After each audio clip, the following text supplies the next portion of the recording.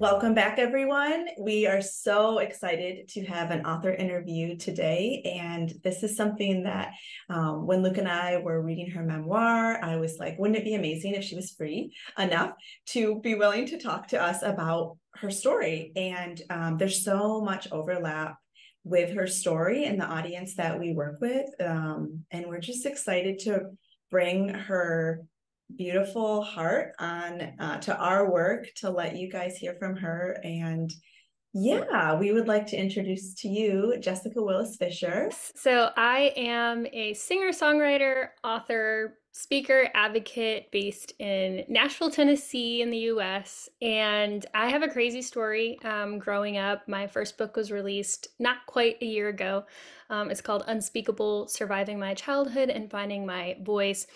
And there's still a good chance, probably for the rest of my life, that some people might recognize me from what feels like my previous life. I was in a family band, we were on TV, and the way that it looked on the outside was very, very different from my lived experience from a little child up to a young adult. And it was an abusive upbringing, and I fought to get out of that finally in my early 20s and jumped into therapy, got a lot of wonderful help, finally decided to write my story and kind of claim my voice in all the ways that I hadn't up until that point. And so, yeah, last year was a big year. The work continues on. And I love spending my time talking about how to end different types of abuses, how to be trauma informed and survivor centered. And I think there's a lot of work to do. So I'm excited to talk to you guys and just kind of, I'm sure I'd love to learn more about what you guys do and just want to see where the conversation goes today. Thank you for your time and just joining us. We are excited to talk with you and just glean off of your experience, your story. It's of course a hard topic to talk about. But I think so many people who can relate to your story, whether they're in the midst of an abusive relationship or leaving one, that whole process is hard. And this lack of clarity. And so just hearing your experience and just seeing a strong woman that has got her voice back and is gaining her life back is just such an amazing thing. So thank you for being willing to share your story. Of course. And thank you for reading. I know it's not the easiest stories to hear. Yeah. We just believe deeply that story matters so much, and story transforms us as we tell our story and as it's received with love and safety, and it transforms the listeners. And we're just so thankful. We want to also honor you and your story, because when someone decides to tell their story publicly, it is I can't even imagine the brutal process of having to navigate that. And so as we chat, we will do our best to honor you and your bravery. I want to acknowledge, as we start off, obviously this conversation would hold a trigger warning for folks that are currently in abuse dynamics or in the past, but also just this idea that I feel like when we hear people's stories that may be like amplified or magnified, some folks can feel like, oh, well, then my story doesn't quite matter because it wasn't this bad. Or another way it can go is it can be a bridge to connect themes and similarities in stories, even if the levels of abuse were different. And your story is remarkable, and you know that. I'm sure after being in this world, you realize, like, wow, it really was. I mean, in the middle of it, you didn't recognize it was as dysfunctional for a time. But yeah, I think that's a really good point. Is, I think sometimes when you're trying to bring awareness to something, you have a specific platform,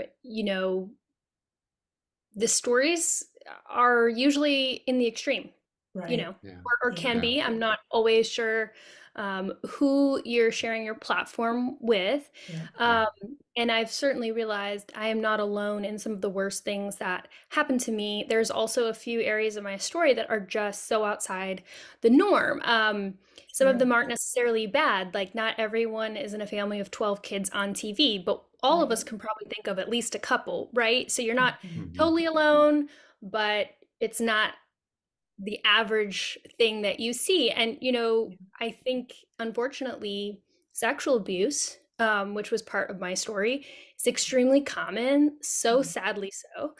Um, and it isn't always a very close family member over multiple years and years and Yeah. years.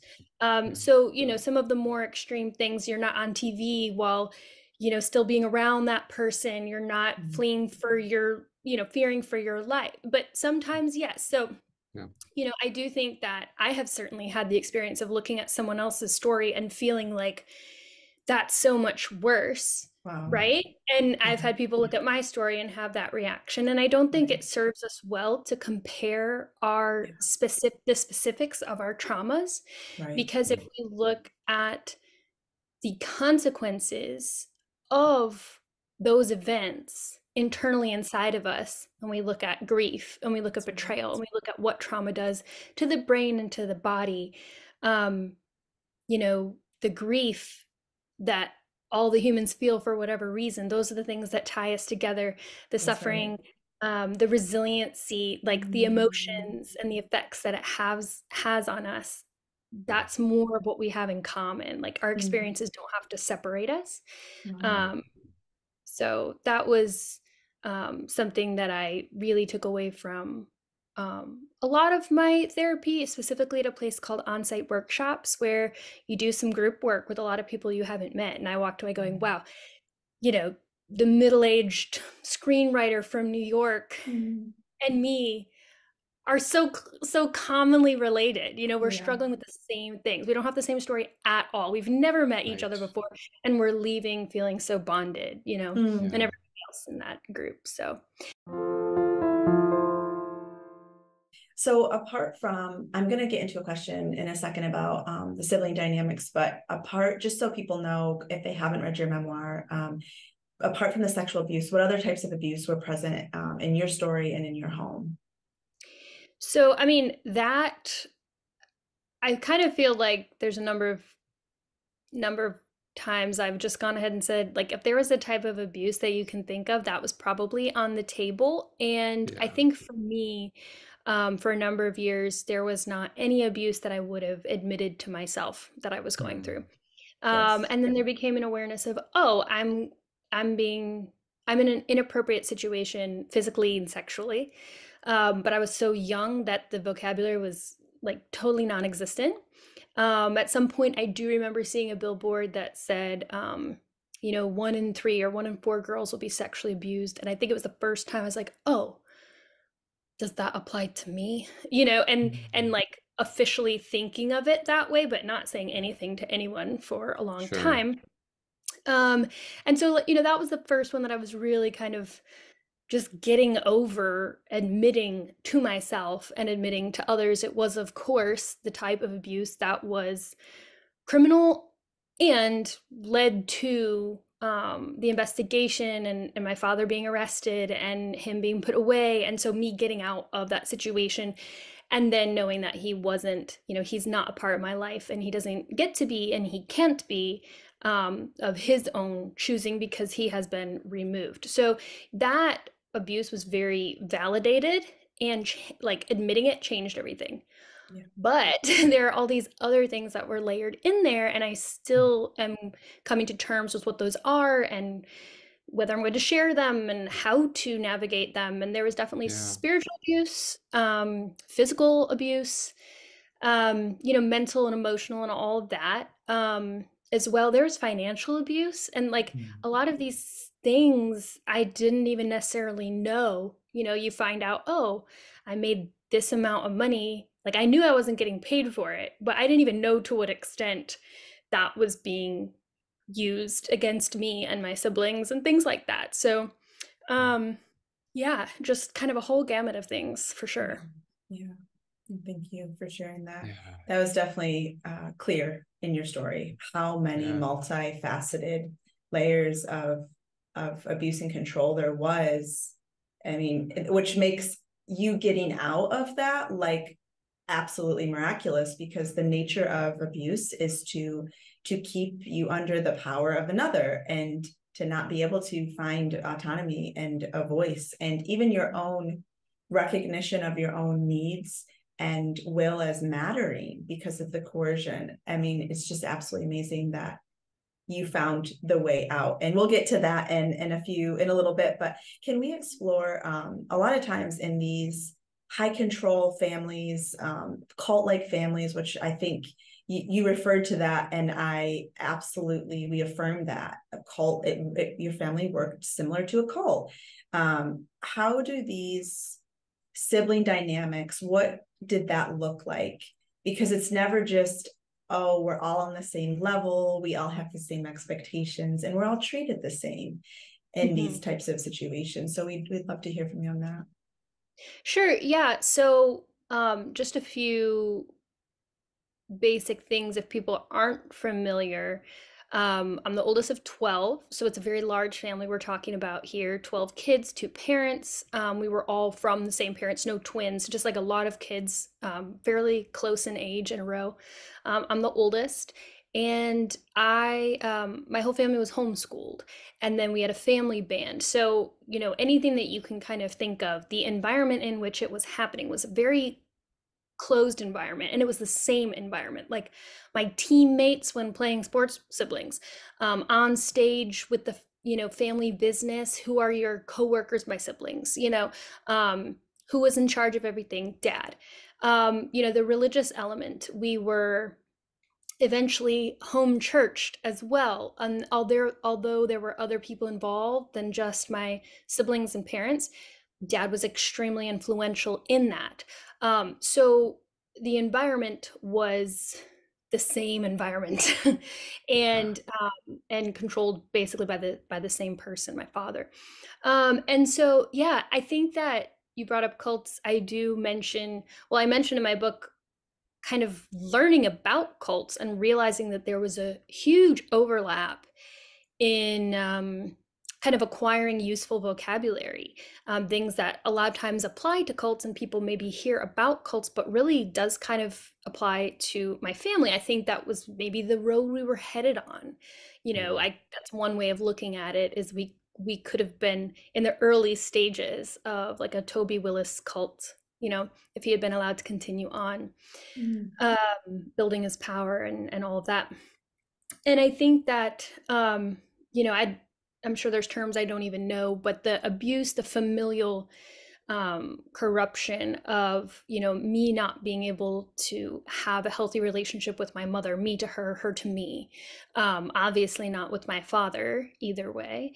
So I did not have good parental ties, and feeling protected there, feeling advocated for, anything like that. With my siblings, there was an escalation of things over time.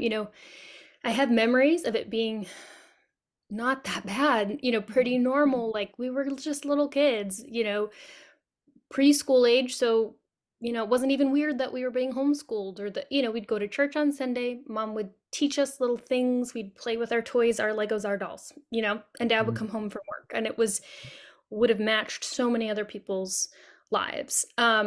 As we got more involved in our faith, as we got older, that there's lots of people who have faith a big part of their lives. Lots of people homeschool for various reasons, but as we go along, we start finding ourselves in the extreme of lots of different kind of elements and layers.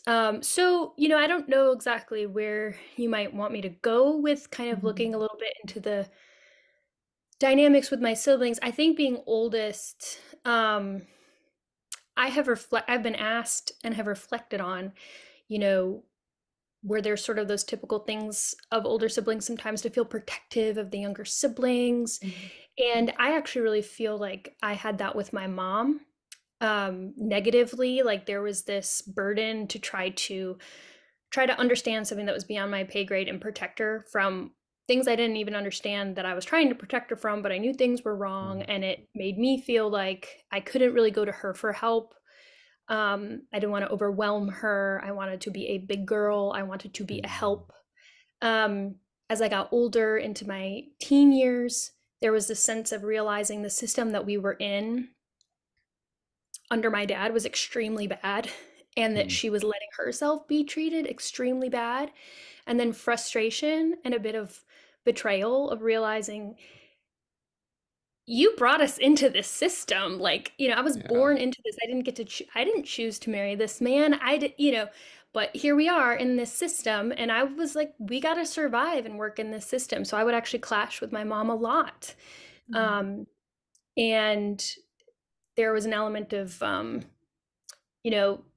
kind of being held up as a bad example. Like, don't be like this, child, she should be a good example and she's not. I had a reputation for being a lot to handle, being dramatic, being emotional. And I look at, for example, a typical 1990s teen movie where a girl slams the door. We're not talking about that. That would absolutely not have ever been allowed. Like, no lip, no stomping, no nothing. It was a complete towing of the line, in kind of obedience to my dad. And so the things that were being considered rebellion are just absolutely laughable and completely justified as a response to actual crimes and trauma. So, it's just wild to look at that and to see how skewed things were. And going all the way to the end where I was still living with my family in my early 20s, and things had become violent. I was directly at odds with my dad and really the whole family, because a mob mentality gets triggered. And our whole lives we were trained to, one, not step out of line, but kind of two, if anybody else stepped out of line, you're part of the hammer that comes down. You like in cults, or maybe we change, instead of saying cult, say high control group.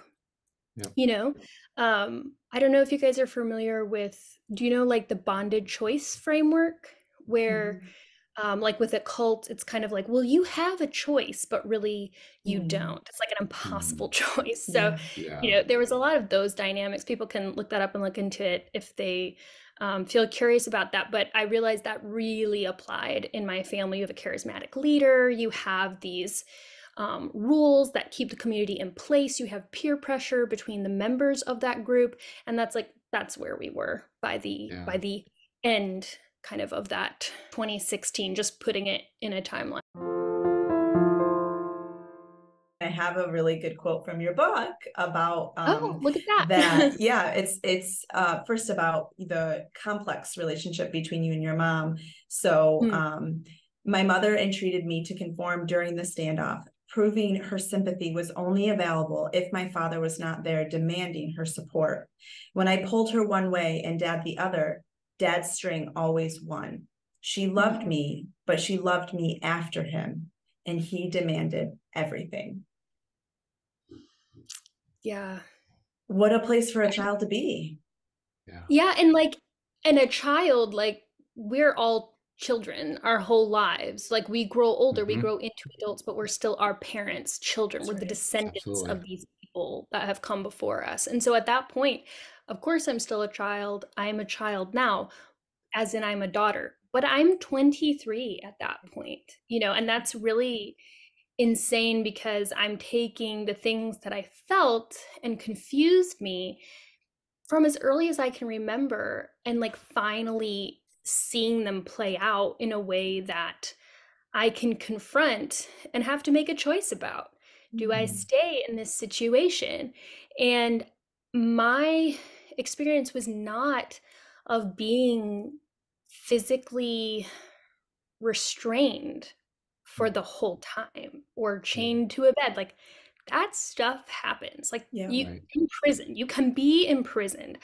I was not imprisoned physically. I've written a song now, it's not released, but that has the line, basically that I was chained in the mind, you know, and that's a special kind of shame to get over and confusion to get over. Like, well, if I could have just left, then why didn't I? You know, and there's things that really feel impossible.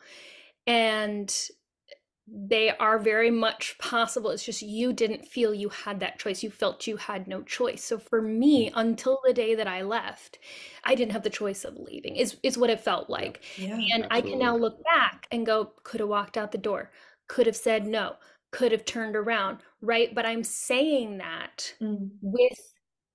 I'm saying that from the viewpoint of having tools now that I did not have then. And I think one of the things that you're talking about is like survival. When you're in a situation like that, as a child, even of finding acceptance, finding safety, finding approval. When you're in a system like that, you adapt, and you know what's going to get you through the day, or get you the connection that you need, get you the affirmation, and you know what's not. And so a child's not going to, even teenager and early 20s, they're not going to sacrifice the safety if there's not a path forward or another option or stability. It's going to be very hard for them to move in that direction. And so it's very important. What you're saying is very important, is like, yes, I had a choice, but no, I didn't have a choice. Yeah, well, what the choices are, it's like, it's not, well, you have a choice to just start over your life and walk out the door. It's like, yes, I took that choice in my early 20s. And it's not saying it's impossible. Sometimes my jaw has absolutely dropped, because I have met survivors who say, yeah, I was 14 and I left home and I never looked back. And it just blows my mind, because that was not something that I could entertain, that idea. And, you know, so I don't like to speak out of my story and assert things and say that's how it always is. But paying attention to things like, you know, child psychology and like how the brains develop. And there are certain things we can say, like, you know, every child has an innate need to be loved and seen. And we talk about things like maybe where does narcissism come from? Like, when you don't have, you know, here's what can happen when you don't have an attuned caregiver, right? But everybody's stories are so different. So like, I feel like my mom in some ways was an attuned caregiver, as in she cared about, like, I never once doubted, does my mom care about me? But I did have to find the gap between, she loves me and she's making horrible choices for herself and for me, as in she is not a good caregiver for me. Right. So if someone doesn't care about you and they're not a good caregiver, that's horrible and sad and damaging in and of itself. When you have someone who loves you and in some ways is a good caregiver and is also letting you down so badly, that is also harmful in its own way. And for me, it wasn't all beatings, all starving, all kidnapped to the point where it was so clear, like, you get that open door, you run. It was an open door all the time. And there was, at certain points, you know, kind of standard grooming and ways of offering the carrot, using the stick, and keeping you manipulated. And the things that are being taken advantage of in a situation like mine is parental affection offered, but then manipulated and corrupted, like on the part of my dad. So it felt like there always was a possibility of making him happy, of pleasing him, obeying him in a way that was going to be good and moral and okay, and he would be a good parent. And realizing that that was the great lie, you know, the great fairy tale lie that I had never seen, but had been so dedicated to believing and putting in all this work to try to make it happen. Like, I wasn't going to be the reason why I couldn't have a dad. Right? He had totally behaved to exclude himself from that. But I was holding out that hope, right? And as long as I don't say anything and I cover for things, which is allowing and enabling in a horrible way, but the choice is you have to let that die. Like, you have to mourn the dad you never had and get out Dodge and admit what the truth really is versus what you would like it to be. And that's just such a hard thing to articulate when you're going through it because you're surviving it. And then you walk away from it and you go, how do we get here? How, and it's hard to articulate. So, the process of writing my book, that was just one element. It's so big to try to put into words. When they're experiencing abuse, the path doesn't look like there's a path. And hearing you even talking about that, I think it's really important for people to hear, like, just because you don't see a path doesn't mean there's not one. Like the system might be what's like the system, or like you were gaslit. Like, for sure. this is not right, but he loves me. She's not caring for me, but she loves me. So, like, and I think that I'm guessing there's also that dynamic of loyalty to the family, but then there's like a lack of individuation as you're growing up. There's not opportunity to individuate, so you don't realize that you have that path to be an individual, and there's a path out. It's like you're also, I sound here like you're parentified, so there's a role that you had to play in your family to make it work, and you felt responsible of that as the oldest child as well. Yeah, and I think people like to say hindsight's 2020. That has never really resonated with me. I don't know why. I think that, well, part of it is I see a lot of people move with their eyes only forward. Like, I escaped that. I'm never looking back. And there's so much processing and potential understanding or learning, albeit, it usually gets worse before it gets better. And it's a scary deep dive. But like, I have spent a lot of my time looking backwards for the sake of moving forward in a healthier way.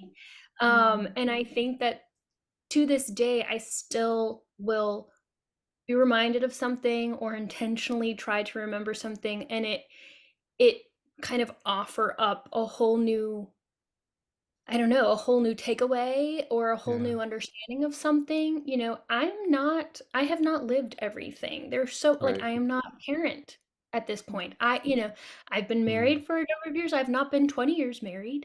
There's thresholds, I'm in my 30s. I don't know what it is to be 50. I don't know, and so there are things, memories, words that we hear, experiences that we have that our later experiences in life bring more meaning and understanding to. Hopefully we're always growing and like adding to our wisdom, and staying open-minded to learning more things. And so I think that I don't want to be so tied up in the past that I can't live a present life and a meaningful life and an enriched life, purposeful life. And I feel like I want to always leave that door open to view my past clearly, kindly, with empathy, like my younger self and all of that. And I never really know what a day is going to bring in. I learn a word like enmeshment and my head explodes because I go, oh my God, that sums up so much of my life, parentification and things like that. And, these are just handy dandy tools. And sometimes they're groundbreaking and world spinning. And then sometimes they're just one more little tiny piece that makes the picture a little bit clearer. And I think ultimately it's an encouraging thing, but it's hard work. It's hard. It's so hard work. I'm wondering, there's literally so many things that you're saying that I want to talk about. And I'm like, I'm wanting to be mindful of your time. There's just so much depth in what you're saying. There is. One thought was betrayal blindness. Have you heard of this term? I actually want to say, maybe I've heard it, but it's started pinging recently. I don't know if it's like trending or something. Maybe it is. Yeah. Say just a sentence or two about it, and I'll make sure I have the right concept. Sure. What's coming to your mind? We haven't like read all the research on it, but it's this reality that they found that when the relationship is a close, supposedly trustworthy person, so parent or faith leader, someone who's in a trustworthy position, and when there's harm being done by that person, there is this uncanny ability, so subconsciously, that the betrayal, the blindness to the betrayal that they are doing to you, keeps you from really seeing it in inaccurate ways. It's essentially like a form of denial, and yes, totally. And I think maybe most so, I feel like the first time I really realized I had that probably was with my mom. And I talk about it some in my book, of like realizing that, hey, I always want to view you as a good guy, as making, if you're a good character, a good person, you're making good decisions. And I can find some way to justify, well, it must be hard, or it must be this, or it must, and to really kind of be like, this was so bad. And this was so bad that this was done, and this decision was made, or this lack, this inaction is horrible. And I think too, part of my story, because I'd like to bring it back to me and the ways I've tried to heal from some of these same things, because the cyclical nature of abuse is not that, it's going to be exactly the same happening in perpetuity. It's trauma breeds more trauma. And because everybody's personality and experiences are different, it's going to come out in different ways. And then that trauma that spills out onto the, it's just this perpetual, and there's a healthy version of this too, healing that goes on, make more healing. But when trauma, it's not like just because your dad drank and hit your mom means that you're going to drink and hit your mom. You might abuse drugs. You might blah, blah, blah. You might not be able to have healthy relationships. And then you treat this bad. And then, like, it's just, even with my upbringing, like, I am at risk for so many things, like repeating things, of just not dealing with my shit well. And then everyone around me suffer as a result. And I want to fight back against that and not play into those worst case scenario stereotypes. Where was I going with that though? But the cyclical nature, like, part of the way that I make sure I'm not in the same place that my mom and the people who came before her, because we all have parents and we're all living in this continuous, you can't just say, well, the buck stops here. It was definitely this person's fault. It's like, what happened in that person's life, and what story were they born into? So you can have empathy, but then you also, what is the responsibility that we have, to say, I can't make anyone else take responsibility. The only person I'm responsible for is me. And I lived long enough in the abusive environment that I was born into. Again, didn't choose it, right? All these adults made decisions that as a child I was coming right into the thick of it. And it had so much less to do with me than it did with them. But I became an adult in that environment. And the work that I had to do is I had to become strong enough to look at what I could do differently, what sort of systems I was a part of, passively or actively. And the truth is, I don't want to ever be in that situation again. As in, I don't want to be being abused by someone. And I also don't want to be staying silent to where other people are being abused because of my silence. And that was a place that I was in. And it's one of the heavier, shameful things. I don't actively feel shame about it, because I feel like I've done a lot of work to put it in context. But if what I do with that is just excuse it and pretend like it didn't happen, it's still being part of the problem. So I think when someone like my mom, or because sometimes I look at my mom and I just see every domestic abuse survivor ever, and like I can have so much empathy And it's like, I'm watching the story, I'm watching the movie, and I'm like, just leave, just get away. But I know how complex that inner experience can be. Absolutely. And wanting to have that balance of empathy and responsibility, Yeah. and enter it in the way that I can. Mm-hmm. That's an ongoing, struggle. Very well said, though. It makes It so much is. sense. And I think that you are highlighting, I honestly saw that in your story, how painful that relationship was because with your mom, because it also is a place of so much goodness. And I feel like a lot of the folks we work with, those relationships are the hardest to know how to navigate and to heal from the harm of, because Grieve. there's so much good and there's so much harm, and they're intermingled in one connection with a person. And it's almost easier to see the more clear villain in people's stories. That's easier. But then when there's someone who was complicit in your abuse and yet also loved you so tenderly, Mm-hmm. I feel like those relationships are the hardest for people to really find the right level of boundaries and freedom from, and healing from that harm. It's just so hard. Yeah, and I still feel like I'm hopefully always learning what healthy love looks like. And so I think it can be hard for myself to make sense of, and it can be hard for other people to hear, even, for example, me say that I love my mom and I know my mom loved me. There have been times I've had to look at my own younger self and go, this is not what love is.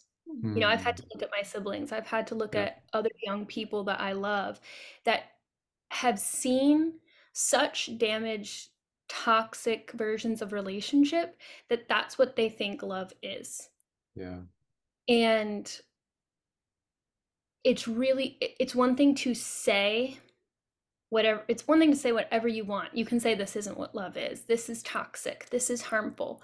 But that's not what their body is saying. That's not what their inner maps of the world that have been coded in there since they were a child. Like, it doesn't compute. It doesn't make sense. They're living on a different planet. And I think that a big part of there's so many different types of therapy. It's like saying church. That means a million different things to people across the globe. And therapy, Yeah. can have some negative connotations. It's not all just magically good. But there's so many different modalities, and I have some that I've really resonated with. And there's others that hopefully, things that I haven't tried yet that I'm really interested in trying, because I think I've gone through so many things. Most humans, like, we aren't siloed off into nice little parts. Like, we're this organic, overlapping, complex thing, being that has physical needs, emotional needs. We have these memories we're trying to make sense of. There's a world we're trying to navigate, and relationships around us that can affect us so much for good or for harm. And, some things are really hard to get at, to heal. You can only talk so many things into healing. You have to feel them into healing. You have to love them into healing. You have to surround them in community, and figure out all these different wonderful tools to try to live in a healthy way. Yeah. Wow. And you were doing that. Said. Yeah, it's amazing. It's amazing to watch a survivor do that and come back to life little by little. You saw love as one. When you're in love, that's not healthy love, your mind and body don't know how to decipher that, and how it made me think of experience can be the thing that changes that, not talk, but experiential love. And that made me think of Sean and him entering your story, and how it really was such a big turning point for you as you got to know this person that had a very different framework for what love is. And you can see the conflict warring within you for so many chapters of this is he's so different, and he's saying like that this isn't okay, that we should have autonomy and have a relationship in our 20s the way we want, and yet my dad's telling me this, and all of the spiritual abuse and manipulation that you're parents used to keep it the way they wanted it. It was that whole part is such a mind. Yeah, exactly that. Oh my gosh. Yeah, so here's a funny little tidbit from like right now. So I wrote my book essentially over the summer of 2020, and I stand by all of that. And it's just that a number of life has gone on, and some years have gone by, and I'm working on new projects and writing, and just like the first book was born out of actual therapy and actual work, and even if no one ever saw it or heard it, like it was still so important to me. And so I still do those things and have those habits and write. And something for Sean and I is just recently admitting to each other and sitting with and reflecting on the fact that we were both lying to each other so much at the beginning of our relationship. I was trying to make it seem not as bad, right? I didn't want to like scare him off. So there were little things. It's not the main way I would characterize our relationship. Sure. But it is interesting to acknowledge that that is a fact, right? And so like we were both, as many people do, there's something that attracts you and you try to tell a story that makes good, that you hope is going to be received well by that other person.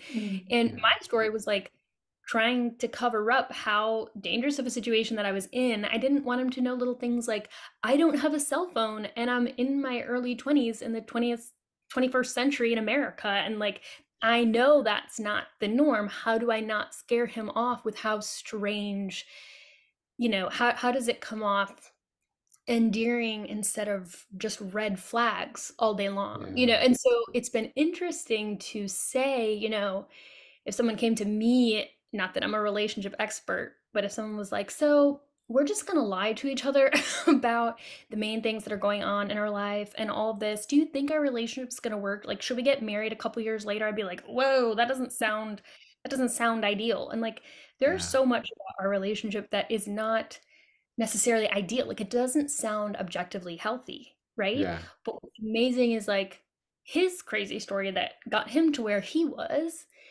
including stuff from his childhood, a totally different upbringing than me, and happening to find himself working at an experiential therapy workshop when he's meeting me. And so if he accidentally hypothetically asks a question to his coworker, he gets expert advice. And then for me, meeting the son of a business connection and music, and in this environment that I'd grown up in, and it become this huge like crazy show and performance that was nonstop, and it's just wild to think how else it could have gone. And in a nutshell, I know I kind of talked about my family and the band and all of that, but Sean comes in, I meet him in my early 20s. His dad was working at the Opry, so I had met his dad before, the Grand Ole Opry, the musical show. And we actually met a couple times briefly, like met the first time, didn't really remember meeting him, and then definitely remember meeting him the second time. And I was attracted to him. I thought he was handsome. I loved his energy. I thought it was just very interesting, to meet someone of his age with his interests and just, but yeah, looking back and going, the stories we were telling each other, super hilarious. And we just kind of kept fighting to keep getting to talk to each other. And it really did, my relationship with him, continuing to try to talk to him in the ways that I was allowed to talk to people, got on my dad's radar and quickly fell out of favor with my dad. And that had happened a number of times with, I wasn't 23 and had never been interested in anyone before. But there was this pattern where, even though I would try more and more to establish a connection with someone, that would always get attacked and cut off. And I tried sort of to fight a little bit, But it was mostly just fighting towards dad and trying to figure out how to work the system. And this time it was like, I want to fight for this person because I'm not willing to let this go. Um, which ended up meaning that I essentially lied over a whole summer, was talking to Sean.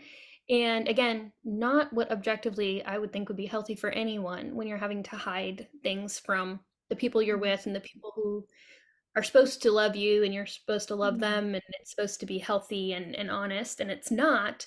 That's just not a good environment for anything.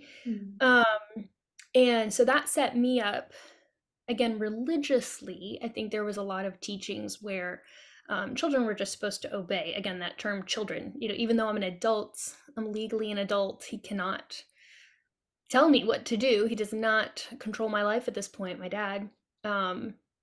I did kind of capitulate. I thought I was strong enough and I was going to stand up, and I just didn't.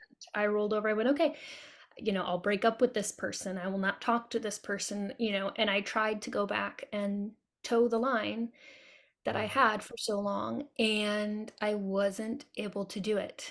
My body and my mind, my emotions, I could not control them the way I had for so long. I was extremely discouraged. I was extremely depressed. And Sean had helped provide a little bit of an outside window, which of course is the great danger if you're trying to run a high control group, is you cannot let anyone else get influence or breathe a little air into your bubble. Because it challenges your control and your authority. And I was having these glimpses of sight where things that I had normalized for so long suddenly seemed unthinkable. And I had not even told Sean what was happening, but just being closer with him, I was thinking, what does this look like through his eyes?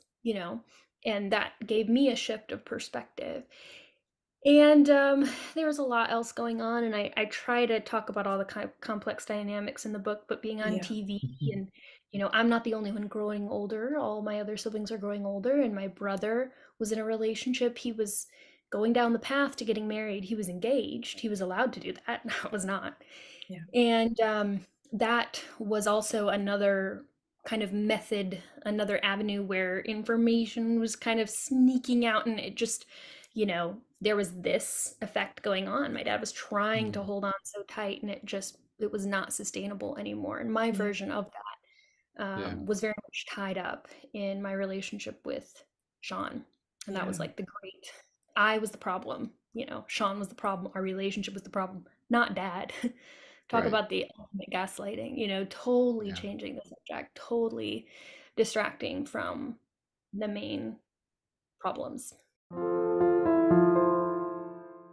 There was something you said around this time. I wished I could be the smiling, compliant daughter dancing on a string like before, but it was too exhausting. I couldn't keep up the act anymore.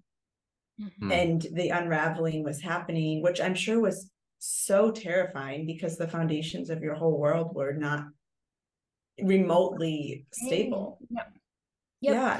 And I think it was really terrifying for everybody in my family. I cannot speak to their individual experiences, day to day, but it was a really scary time because it felt like you could feel the temperature rising.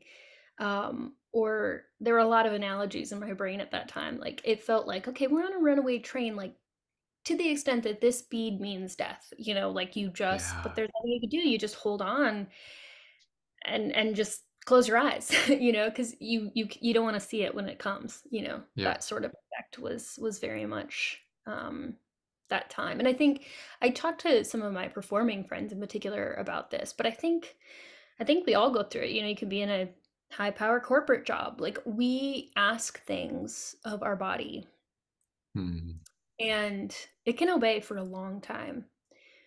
But usually at some point, if what we're doing isn't sustainable and isn't healthy and isn't balanced, somebody somewhere, as in some part of us, pulls that cord.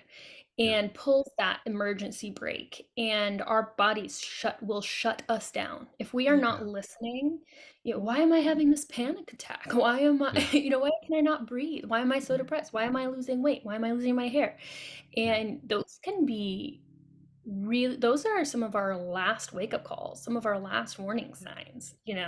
That's to the extent to which we are living so unhealthily that is just not sustainable, and our body will get our attention or else. Absolutely. Yeah, we do that work with folks. And it's, people come to us with those signs, those warning signs coming, and so often there's toxic relationships, abusive relationships behind it that they aren't yet aware of, that they haven't yet faced the reality of. And the body is our great defender, and it will show us through so many physical symptoms. I was going to ask you about that, so I'm glad you shared some of the things that that you were going through.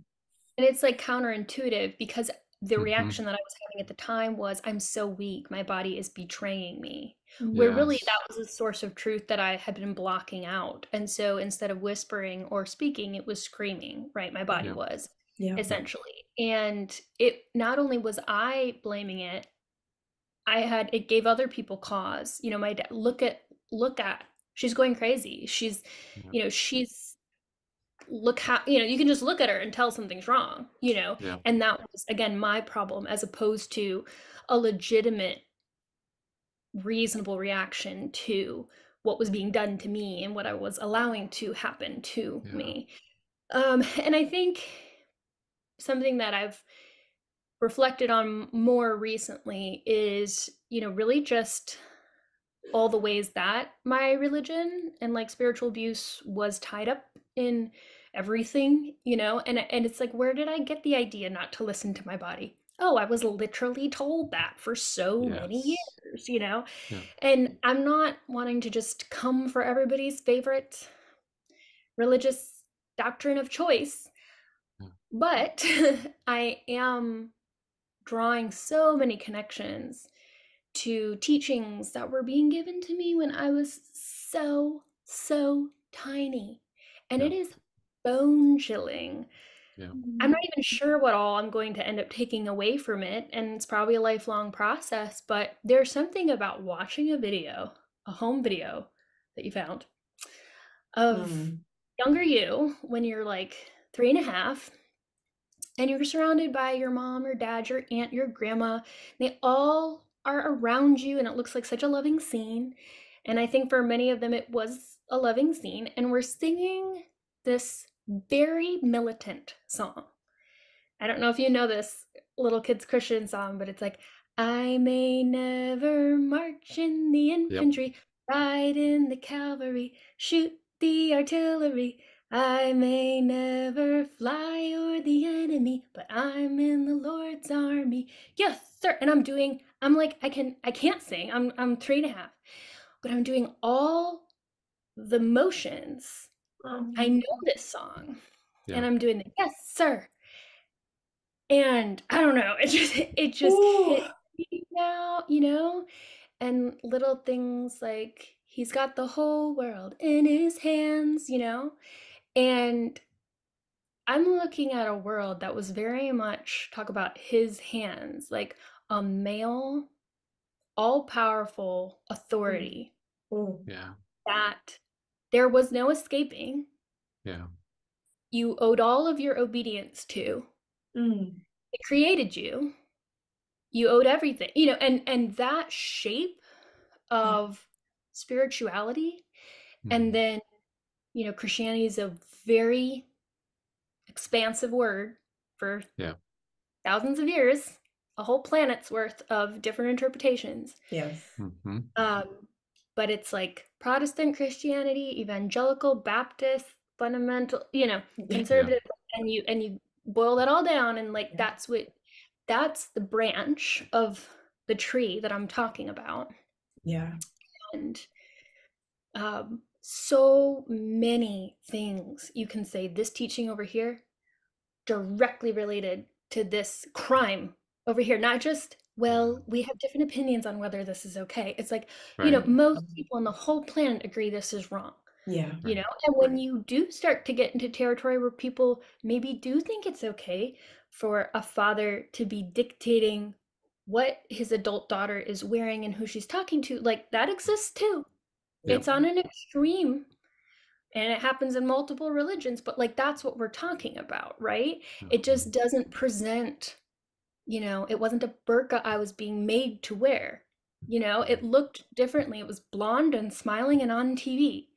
Yeah. But it was very sinister, and it Mhm. was justified with faith and with the Yep. voice of God behind my dad's voice, and that's a lot to unpack.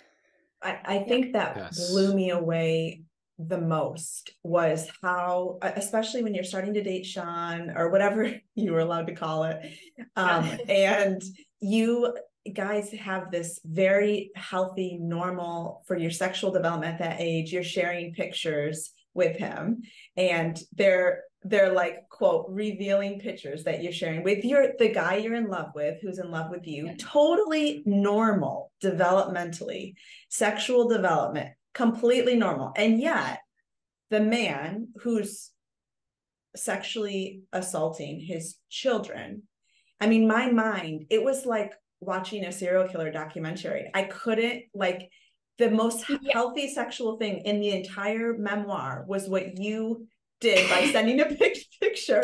And yet that was seen as satanic, and you were having to say you follow Satan, like that witch trial that you were put under, even by your siblings.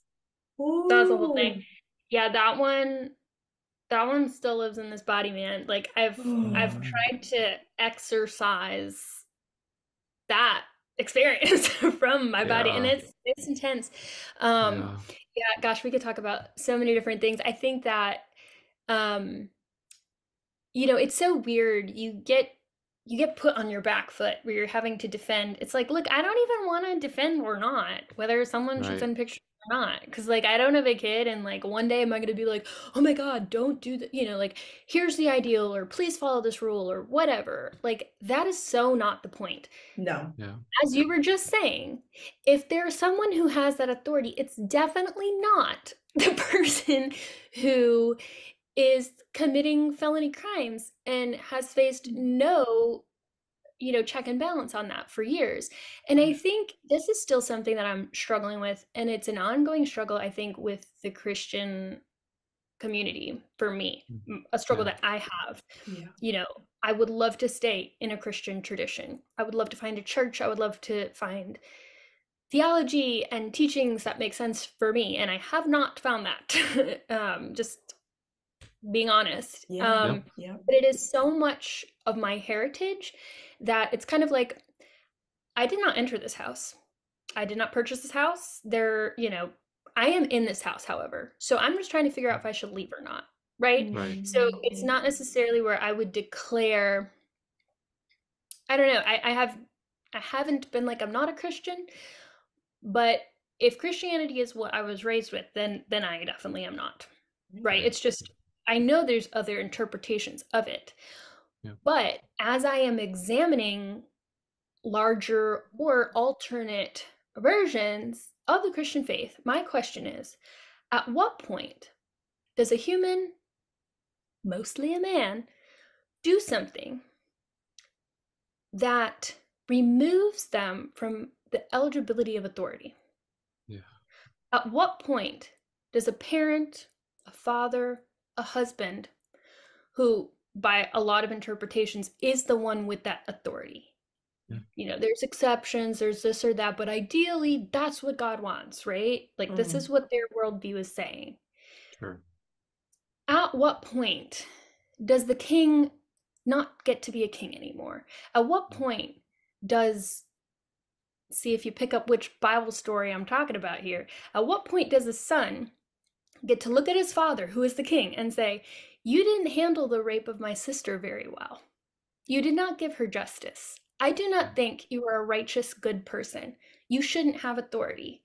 Who's condemned, the son or the father? Who's the favorite of God? Who is anointed? Who, like, do you know what I mean? Like, you're not supposed to Absalom.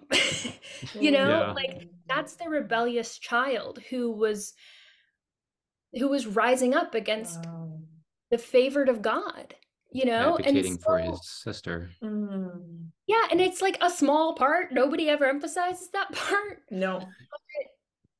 You And know, he's the you start villain, to kind of. go, is there anything that a person can do? And I look at so many clergy and pastors and theologians and people who were on the bookshelves of my grandfather and my father and my family and go, I've seen the video of that person trying to discipline the woman who wouldn't take back her pedophile husband. And like, at what point do we stop listening to these people as our moral authorities? Yes. And I have people Absolutely. that go, well, that really gives me pause and troubles me, but I really like his other theology. It's like, it's Yeah. all related. It's all Like, related. Yes. You can't separate it.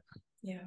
I mean, I understand you want to separate, and I do understand that. Like, sometimes Yep. you have Yep. to isolate things to have a conversation, but we are human beings. And, you know, we are women who have had these experiences, and the way that you respond to these tells me that you are not a safe and good authority Yes. Yeah.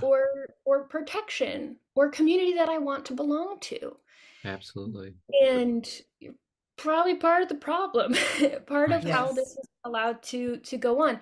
So, you know, didn't Mm. necessarily plan to kind of talk about that, but I think that's just coming up because that's some of what I've been writing about and processing Yep. around recently. It's Just very another example powerful. of, you know, it the journey continuing on. So That's right. It's a very valid point and very applicable to your story and to the work that we do. So I really appreciate you sharing that. So much so. It makes me think about how when you were facing, do I want to get married? Do I want to enter into an institution that I have seen the fruit of being largely evil? You didn't say that. Sorry, I that was not in her book. But that idea of the I conflict. did talk though about of like, I don't want what I saw. Yes. Yeah. Okay. Right.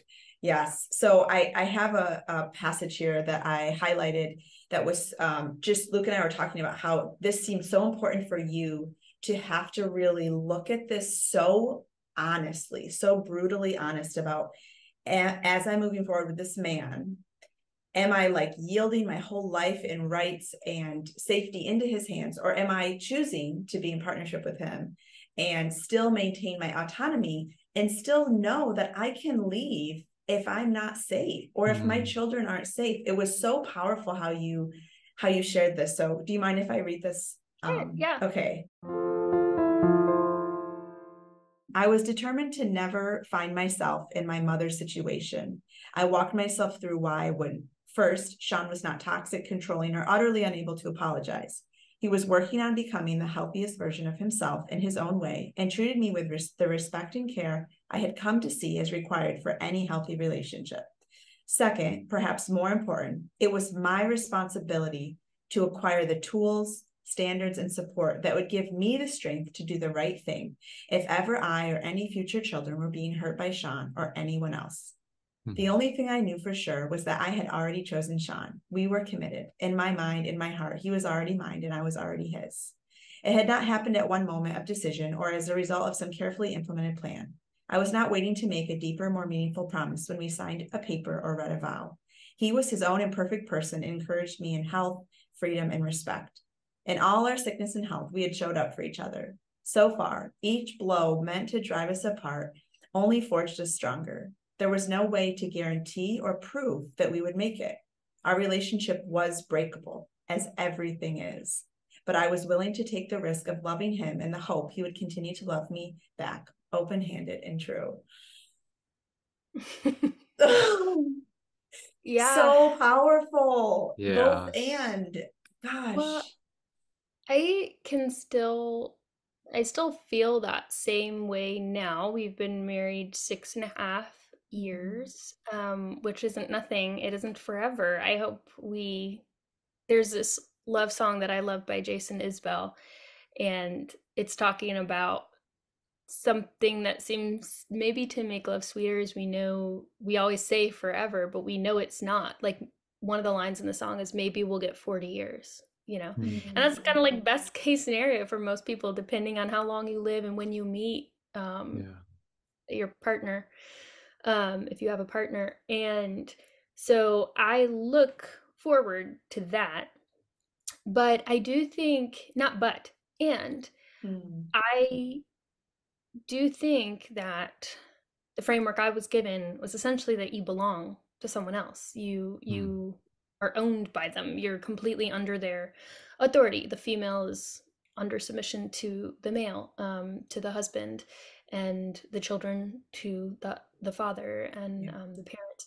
And you know, Dad had some really unique, specific, twisted, weird ways that I think branched off from some of the theology and the, you know, but he really just took privately, internally to such a weird place. And yep, just didn't want any part of that. And I think the thing is it's a dark thing to think about, but do you have a line? Yeah. Like, do you have a line? For some people, it's like, I could never be with someone that that cheated on me. I think that's probably a line that I have.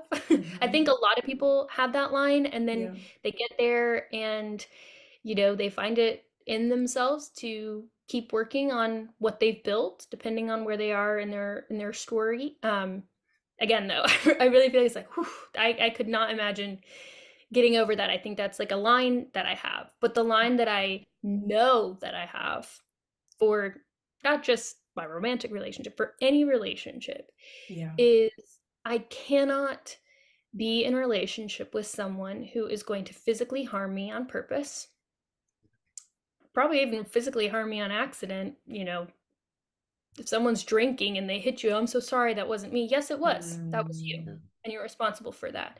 And I'm responsible to not be in a relationship and let this happen to me. And how much more so, I do not have kids, but it would be a commitment of mine to myself, not just to my husband or to my children or to anyone else, but to myself, that I would also have that standard for their physical protection. And it seems like such a low bar in some ways, but it is one that can fairly easily be smudged. You know, if it's one thing if I choose to talk about my story, I don't feel it's my right to tell anyone else's story, but I have looked into the eyes of people that I know and love who told me that was their line. And I have watched them let that line be completely annihilated. And I think it goes back to that idea of like, that's not what love is. If someone thinks that's a wrong boundary to have, then you shouldn't be with that person. They don't understand that that is not true and healthy, and not real. And anyway, I think that specifically that part that you read, it isn't just having the determination. It's like, well, what skills have you acquired? Because it's so much like, if you just think that person's weak and that's why they let it happen, but I'm strong. It's like, you know, the more you think you're not at risk, you're probably more at risk. Like, you have to really look at how do you deal with the things that, knowing what you don't know, right? So you have to lean into, I think of people that could have showed up better for me, multiple adults in my life. I had to go become that adult. I had to grow up into that adult. And if they go, but I was scared or I didn't know how to handle it, it's like, that's okay. I can have empathy for that. Me too. I didn't know how to handle it either. But you get up off your butt and you learn about it and you research it and you are brave enough to look it in the face, because you will spend your whole life running and it will ruin everything. If you don't know where a shelter is to go, you got to learn. If you don't know what the word is to describe your feeling, if you don't know if it's a panic attack or not, like, you have to learn. You have to be willing to find out. You have to be curious enough and brave enough and trust that you you can live through it. Yeah. And yeah, that's Wow. sorry, I was like trying to leave No. trying to leave space. And I know I've taken up a lot of your time. I get the sense that we could just talk forever about Yeah. Well, about this. What you just said, there was so much passion, so much conviction, and so much compassion. Yeah, I saw And I both just too. love the way that you just shared that with urgency, but love, encouragement, but challenge, um, Yeah. challenge, but belief. So just thank you for sharing that. That we don't have, we don't, we don't have an excuse to let people abuse us. And that's I've what I try. not heard it quite said quite like that, but that's so true. Like that, Yeah. I mean, there's more complicated ways of saying it, but yeah, It's kind of like what I the hear you only saying. yeah, Mhm. like the only person whose job I mean, think if it was a small child, and then you are that child, Yeah. right? And that's a funny little, I don't know if you guys watched the show Big Little Lies. I thought it was amazing and it made for great conversation. Excellent. Yeah. Yes. And there's that scene where the woman who's letting herself be physically abused, abused in multiple ways, but Yeah. physically beaten, the therapist has her substitute in her friend in her Yeah. mind, like, That's hey, those right. things that are happening to you, imagine your friend going through them, and it Yeah. creates this intense reaction. The woman Objectivity. can't stand to think of that because it activates her sense of justice and danger and fear and like all these things. And she has a much more appropriate response when she's imagining Yeah. anyone else going through it. But when Yeah. it's her, she has that betrayal blindness and the Yeah. denial and all these things to where she justifies it. She blames herself. He's a great father. All of these things, completely ignoring the fact that she is not safe. She is letting herself be treated this way. And so sometimes saying, like, hey, would you let your friend be treated that way? You are your friend. Like Yeah. you should befriend yourself. You Yeah. should care about yourself enough to have that standard of care to not let yourself be abused. And it's delicate.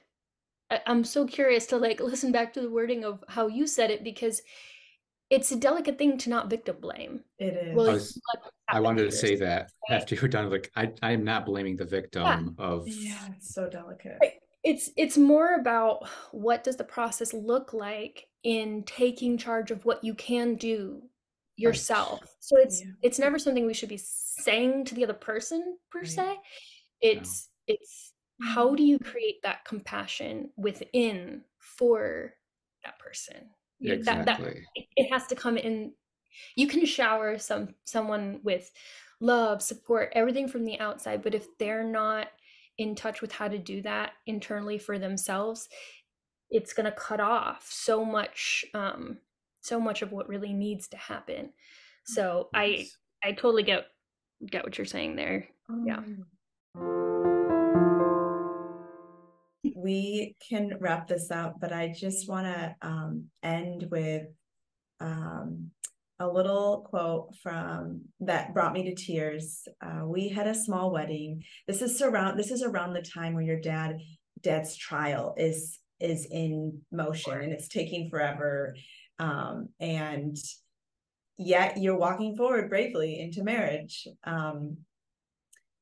We had a small wedding ceremony 2 months later. By the time I stood prepared to walk myself down the aisle in front of 80 some people on that drizzly spring day, there was an anchor of calm underneath the butterflies. No one there would be giving this woman away. When I was halfway to Sean, he abandoned his post to meet me. We walked the last steps together. We had already won. And I fully see that you are the one who saved yourself, and it's amazing. And I also see that a safe person journeying with you out of the Yeah. darkness, and seeing it displayed in that symbolism of like he met you halfway, Like he walked into a really risky situation by dating someone in such a trauma-filled abuse home. Yeah. Yeah. And yet you guys made it. You had already won. And just seeing you start to come up and out of that darkness through your own work, and also through the co-regulation and attunement and care of another. It's the work we do. So it was really powerful. Yeah. And we've had Sean, me together as individuals, as a couple, we've had so much support. His family, I've had so much therapy.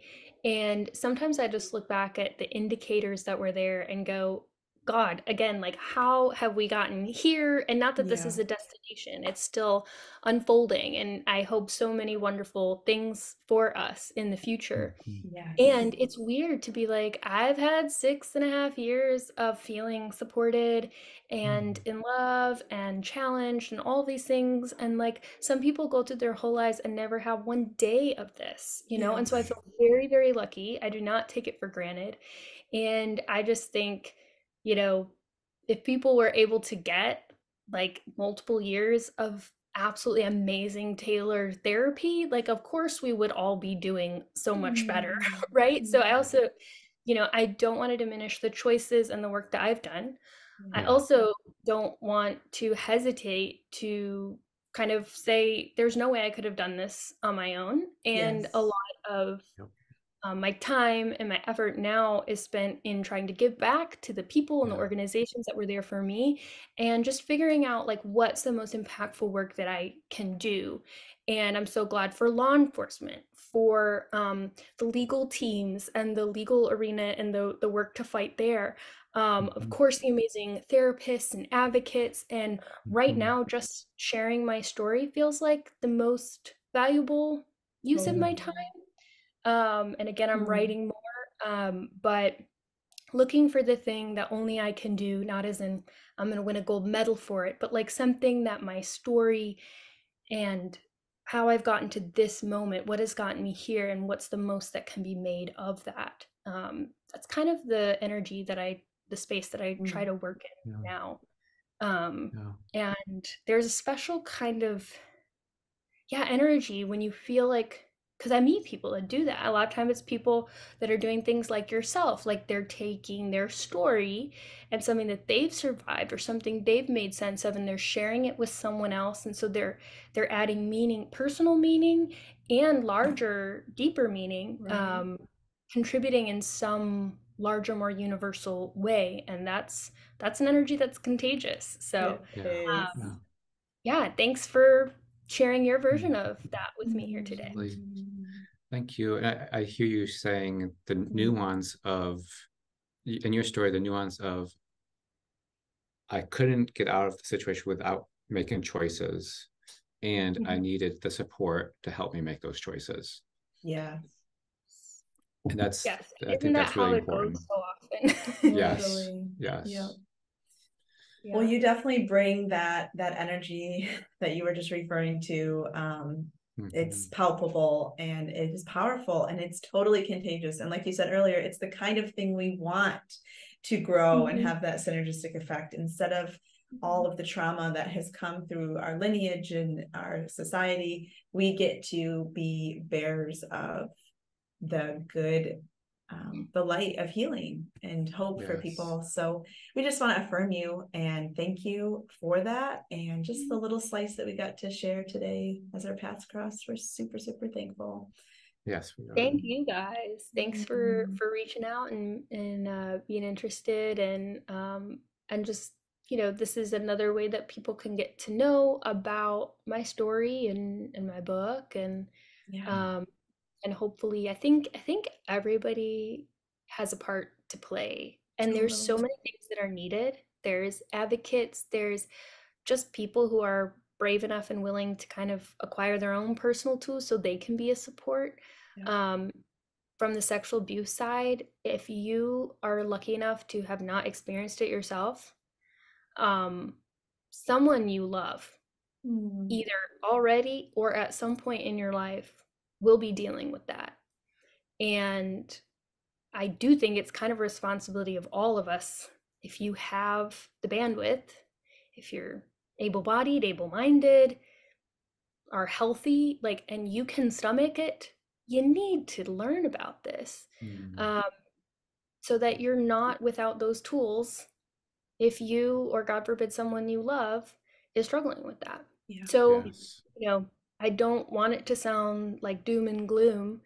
It's a positive thing, a hard thing, but you got to invite people into it and tell them why it matters. Yeah.